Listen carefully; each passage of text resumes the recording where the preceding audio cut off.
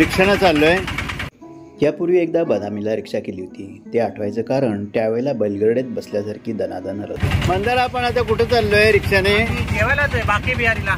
बाकी बिहारी पण फेमस इथलं खानावळ आहे, त्यामुळे जेवायला जातोय। ए पाठीमा बसणार आहे। नंबर घेतला, फोन नंबर यांचा। पाठीमाग बसायचं ठरल्यानंतर आदितीला खूप मजा आली। ही सुद्धा थोडीशी बैलगाडीसारखी हालतच होती। नर्मदा नदीपासून अगदी जवळ असलेलं बाके बिहारी भोजनालय। बंदाने मागच्या वर्षी म्हणजे 2023 साली इथे यायचं ठरवलं होतं।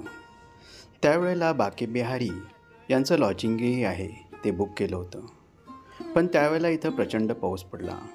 नर्मदा नदीच्या किनाऱ्याजवळ असल्यामुळं बाके बिहारी निवासस्थानामध्ये सुद्धा पाणी आलं, त्यामुळं इथे येण्याचा बेत कॅन्सल करावा लागला। नर्मदा नदीच्या घाटाकडे जाणारा हा रस्ता, या रस्त्यावरती सुद्धा कपड्यांची दुकानं आहेत। माहेश्वरी साड्या इथली स्पेशालिटी। बाके बिहारी भोजनालय खूप मोठी हवेली आहे। त्यात बाके बिहारीचं म्हणजे श्रीकृष्णाचं मंदिर आहे। वरती जायला बऱ्यापैकी पायऱ्या आहेत। आपल्यासारख्यांना जमत असल्या तरी आईंना थोड्याशा अवघड गेल्या। गौरीचा हट्ट होता मला उचलून घ्यायचं। पावसाळ्यात नर्मदेचं पाणी वर येतं आणि नर्मदा इथून अगदी जवळ असल्यामुळं इथं सुद्धा पाणी येत असावं, त्यामुळे ही हवेली जरा वर बांधण्यात आला असावी, त्यामुळे ह्या उंच पायऱ्या। हवेली तशी पुरातन असावी, आता रिन्युएशन केलं आहे, पण मूळ गाभा तसाच ठेवला आहे। आईंची थोडीशी दमछाक झाली आहे, थोड्या विश्रांतीसाठी थांबल्यात। रिक्षावाल्याने सजेस्ट केलं जेवणाच्या अगोदर चौकशी करा, गर्दी असेल तर कधी कधी जेवण संपलेलं असतं। हे पंडित गिरीशानंद महाराज सारी व्यवस्था हेच पाहतात। बैठक व्यवस्था 2 प्रकारची आहे। खाली बसून भारतीय पद्धतीनं जेवता येतं, तसं बसता येत नसेल तर टेबल खुर्च्या ठेवलेल्या आहेत। खाली बसणाऱ्यांसाठी ताट ठेवायला छोटीशी टेबलं आणि बसायला गालिचा। पहिलं आकर्षण हेच। ती व्यवस्था पाहून खाली बसायचा मोह होतो। आई आणि स्वाती टेबलावरती म्हणजे खुर्चीत बसल्यात। आईंना खाली बसणं आता होत नाही आणि स्वाती त्यांच्या कंपनीला। आम्ही सर्वांनीच खाली बसायचं ठरवलं। भिंतीवरची छानशी चित्र, त्यामुळे इथल्या वातावरणाला मस्त गेटअप आला आहे। इथलं मुख्य आकर्षण डाळबाटी किंवा डाळ बाफला।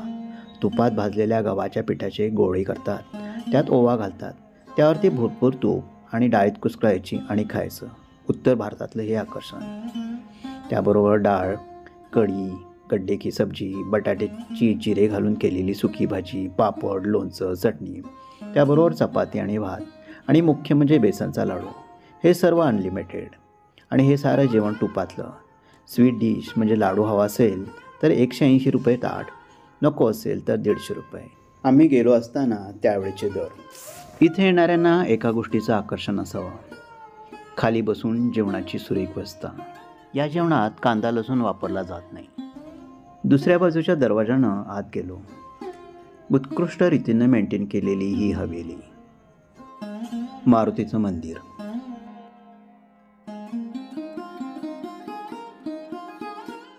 झाडाखाली राधाकृष्णाची मूर्ती, सारंच काही देखणं।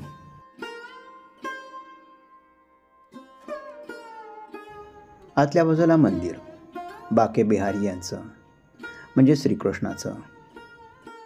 पंडित गिरीशानंद महाराज यांचं इथं निवासस्थान, गोशाळा आहे, विश्रामालय म्हणजे लॉजिंग इथंच आहे। बाके बिहारी मंदिर और हमारा निवास, भोजनालय, और उसके बाद में गौशाला, भोजनशाला, विश्रामालय और ये सारी व्यवस्था। महेश्वर, वृंदावन धाम, बाके बिहारी मंदिर। महेश्वर में 4 धाम है। अच्छा। ये ब्रज धाम का एक छोटा स्वरूप। आपके यहाँ पे बाके बिहारी जहाँ विराजमान है, कदम का वृक्ष है, गायें होने, भोजशाला है, अतिथि निवास है। मुझे ऐसा लगता है कि हम जब वाकई में ब्रज भूमि में या वृंदावन आए हुए हैं। ये महसूस होता है। कितने साल से आप कर रही है ये यहाँ पे? मतलब भोजन सेवा तो हमारे पूर्वज करते आ रहे हैं, वो परंपरा को हमने और आगे बढ़ाया। अच्छा। पूर्वज हमारे पूर्वज का, 6 पीढ़ी से काम चलता रहा। अच्छा। 6ठी पीढ़ी में आता हूँ मैं। पंडित गिरीशानंद महाराज, अच्छा। बाकी बिहारी मंदिर, अच्छा। महेश्वर। और आदेश करें। Okay, thank you. यानंतर आम्ही रात्री घाटावरती गेलो. काही गोष्टी अस्वस्थ करणाऱ्या होत्या. तिथला व्हिडिओ पुढच्या वेळेला. येताना रिक्षावाल्याला फोन केला आणि तो आल्यानंतर आम्ही आमच्या हॉटेलकडे परतलो.